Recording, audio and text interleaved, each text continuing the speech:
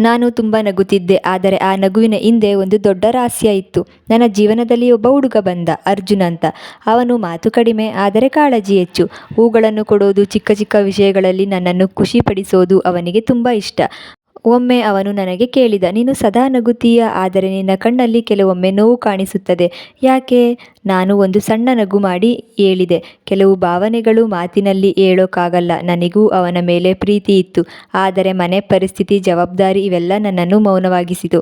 ಒಂದು ದಿನ ಅರ್ಜುನ್ ನನಗೆ ಹೂಗುಚ್ಛ ಕೊಟ್ಟು ಹೇಳಿದ, ನಿನ್ನ ನಗುವು ನನ್ನ ಜೀವನದ ಅರ್ಥ. ನೀನು ಇಲ್ಲದಿದ್ದರೂ ನಾನು ನಿನ್ನ ಖುಷಿಯನ್ನೇ ಬಯಸುತ್ತೀನಿ ಅಂತ ಅವನು ಹೇಳಿದಾಗ ನನ್ನ ಕಣ್ಣಲ್ಲಿ ಕಣ್ಣೀರು ತುಂಬಿಕೊಂಡಿತು. ನಾನು ಹೇಳಲಿಲ್ಲ, ನನಗೂ ನಿನ್ನ ಮೇಲೆ ಪ್ರೀತಿ ಇದೆ ಅಂತ.